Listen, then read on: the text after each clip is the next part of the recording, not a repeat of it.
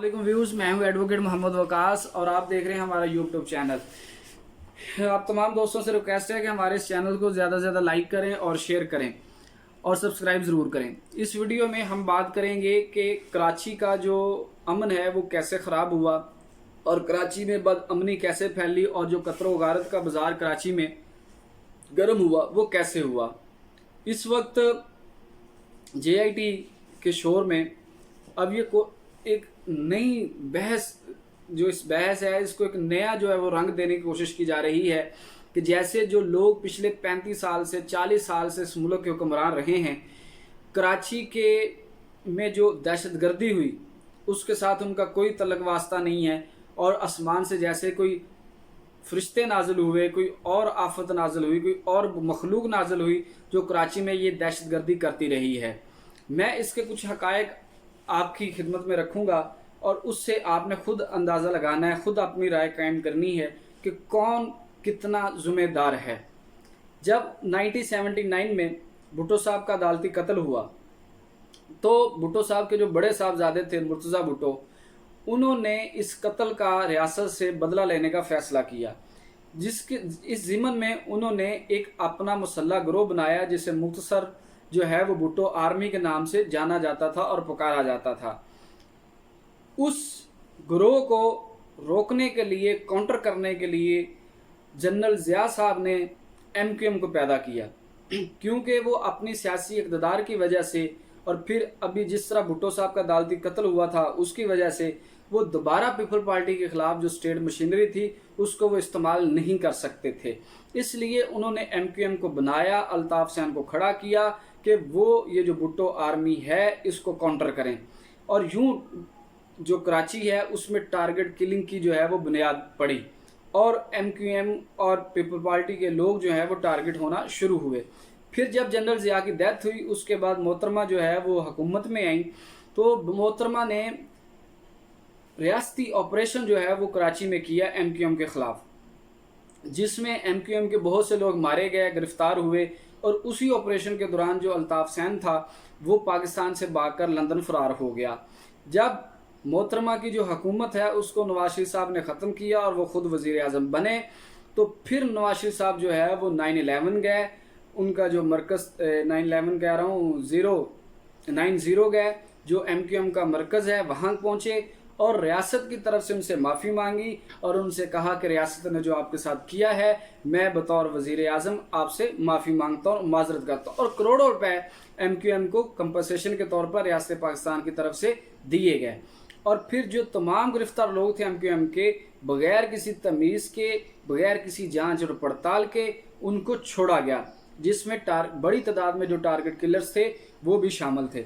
जिसके बाद कराची में MQM एक कहर बन के जो है वो टूटी अपने सियासी मुखालफिन पर और MQM पर। लेकिन इस बार ये मामला मुख्तलिफ था क्योंकि MQM ने इस बार उन पुलिस अफसरान को भी टारगेट करना शुरू किया जो उस रियासती ऑपरेशन का हिस्सा थे और पुलिस वाले से लेके, सिपाही से लेके, हेड कांस्टेबल से लेके SP लेवल तक के जो पुलिस अफसरान हैं उनकी टारगेट किलिंग का सिलसिला जो है वो शुरू हुआ। और सबसे हैरानगी की बात यह है कि MQM के पास तमाम लोगों की लिस्टें थी।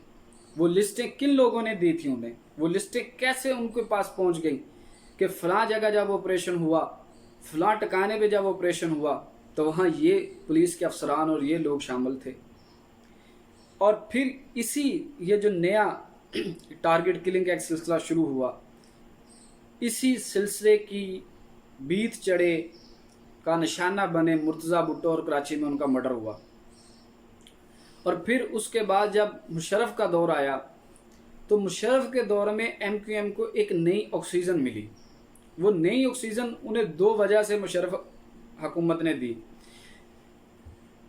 पहली वजह तो जो थी वो सियासी इक़्तिदार था कि पंजाब में जनरल परवेज़ मुशर्रफ साहब ने काफ लीग को खड़ा कर दिया नून लीग को काउंटर करने के लिए, और फिर KPK में बलूचिस्तान में जो है मुत्तहिदा मजलिस अमल को जो है वो खड़ा किया गया और वहाँ उनकी हुकूमत बनाई गई। इसी तरह सिंध में जो है वो MQM और मुत्तहिदा मजलिस अमल को खड़ा करके एक हुकूमत बनाई गई। तो एक तो ये था कि अपने सियासी इक़्तिदार के लिए जनरल परवेज़ मुशर्रफ साहब को पता था कि MQM के अलावा वहाँ मुतबादल कोई नहीं है सिंध में कि जिसको वो पीपल पार्टी के ख़िलाफ़ जो है वो खड़ा कर सकें। और दूसरा जो था वो ये बात उन्हें सूट करती थी कि पीपल पार्टी को अगर कोई कुचल सकता है तो वो सिर्फ MQM है, और जितना ज़्यादा पीपल पार्टी को कुचला जाएगा वो उनके फ़ायदे में जाएगा। तो एक तो ये उनको ऑक्सीजन मिली।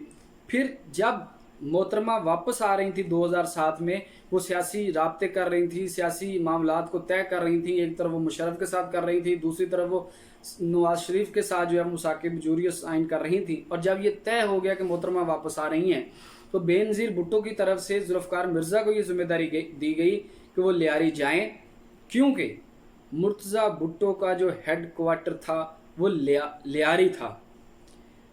तो बेनज़ीर को इस बात का इल्म था कि उनकी जो जड़ें हैं वो आज भी लियारी में मौजूद हैं। तो उन्होंने कहा कि वो लियारी जाएं और अपने लिए एक सिक्योरिटी फोर्स जो है वो तैयार करें, जिस पर डॉक्टर जुल्फ़िकार मिर्ज़ा ने जान सारे बेनज़ीर के नाम से एक सिक्योरिटी फोर्स, एक मुसल्लह गिरोह जो है वो तैयार किया। उस गिरोह का जो सरबराह था वो रहमान बलोच था, जिसको मीडिया में जो है वो रहमान डकेट या रहमान बोला के नाम से जो है वो पुकारा जाता है और जाना जाता है और बताया जाता है। ये रहमान डकेट जो है ये 2009 में काउंटर होता है, इसका इनकाउंटर होता है। और इसकी डेथ के बाद इसकी जगह पे जो कमांडर आता है, जो सरबराह आता है, वो उज़ैर बलोच है। जान सारे बेनज़ीर भुट्टो जो फोर्स बनाई गई उसका जो कमांडर आया रहमान बलोच की जगह वो उज़ैर बलोच आया। दूसरी तरफ वो आपने देखा कि जब मोहतरमा वापस आई तो कराची में उनके काफ़िले पे हमला हुआ, जिसमें बहुत से जो लियारी के नौजवान थे वो शहीद हुए। वो इस वजह से उस धमाके में लियारी की अक्सरियत जो नौजवान थे वो हलाक हुए, क्योंकि वो उस सिक्योरिटी दस्ते का हिस्सा थे जो मोहतरमा की सिक्योरिटी पे तैनात थे। और यही वजह है कि मोहतरमा फिर बाद में एक एक घर गई लियारी में, सबके पास गई, सबके साथ गई, सबके साथ उन्होंने ताज़ियत की। और फिर उनकी डेथ के बाद जो है वो एक जो दंगे फसाद हुए वो भी हमारे सामने है। लेकिन जब 2008 में पीपल पार्टी को वफाक में हुकूमत बनाने के लिए MQM के वोटों की ज़रूरत पड़ी, तो जरदारी साहब ने MQM के साथ एहतियात कर लिया।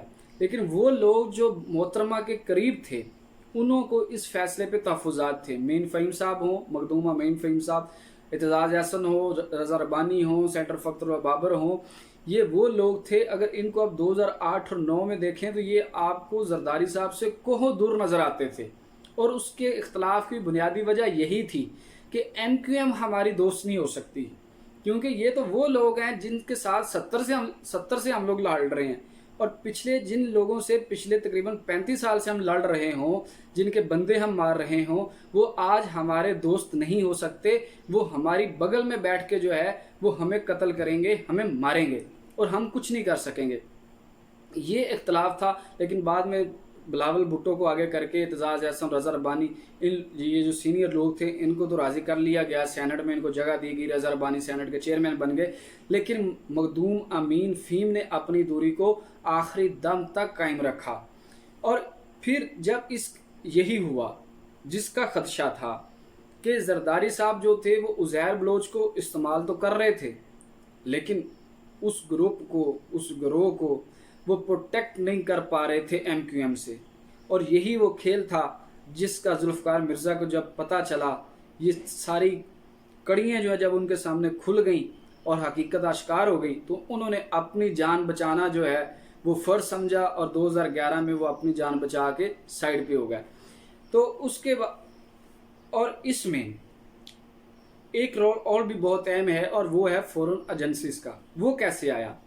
9/11 के बाद जब हमने अमेरिका को ज्वाइन किया, तो अमेरिका को जब हमने यहाँ फ़ौजी अड्डे दिए, तो इस आड़ में CIA, मोसाद, ब्लैक वाटर, ये जो फॉरेन एजेंसियाँ थीं, इनका नेटवर्क पाकिस्तान में बना। और CIA की बगल में, क्योंकि इंडिया अमेरिका का बगल बच्चा था, तो CIA की बगल में रॉ जो है वो अपना नेटवर्क यहाँ बनाने में कामयाब हो गया। अब क्योंकि अल्ताफ़ सैन जो था उसका मकसद कोई सियासत करना नहीं था, اس کو تو پہلے دن سے جو ہے وہ قتل کرنے کے لیے، ٹارگٹ کلنگ کے لیے پیدا کیا گیا تھا. تو یہ تو اس کی پروٹیکشن کے لیے ایک سیاسی لیبل اس کے اوپر لگایا گیا تھا. تو یہ جو بھی وہ کر رہا تھا اس کے اسے پیسے ملتے تھے. تو جب جو وہ کر رہا تھا اس کی آفر اس کو را سے ملی اور کرنا اس نے وہی تھا جو وہ کر رہا تھا، نیا کچھ اس نے کرنا نہیں تھا. تو جب را کے ساتھ الطاف حسین مل گئے تو اس کے بعد پھر کراچی میں مزید جو ٹارگٹ کلنگ ہے اس میں پھر، اور جو دہشت گردی ہے، جو بد امنی ہے، اس میں مزید شدت آئی جب را اس میں انوالو ہوئی. اور پھر 2013 میں جب میاں نواز شریف صاحب حکومت میں آئے اور پھر ہم نے دیکھا کہ چودھری نثار کی وجہ سے، کیونکہ میاں نواز شریف صاحب ایم کیو ایم کے خلاف جو تھا وہ آپریشن کے حق میں نہیں تھے، یہ چودھری نثار تھے جن کی وجہ سے یہ آپریشن ہوا اور کراچی میں جو ہے وہ امن ہے وہ دوبارہ لوٹا. یہ کچھ طریقی تلخ حقائق تھے جو میں نے آپ کی خدمت میں رکھے ہیں. اب یہاں سے اندازہ آپ نے خود لگانا ہے، اپنی رائے آپ نے خود قائم کرنی ہے کہ کراچی کے امن کو برباد کرنے میں کس کا کتنا حصہ ہے. نیکسٹ ویڈیو تک کے لیے ہمیں اجازت دیجیے. ہمارے اس چینل کو زیادہ سے زیادہ لائک اور شیئر کیجیے. اللہ ہم سب کا حامی و ناصر ہو. السلام علیکم.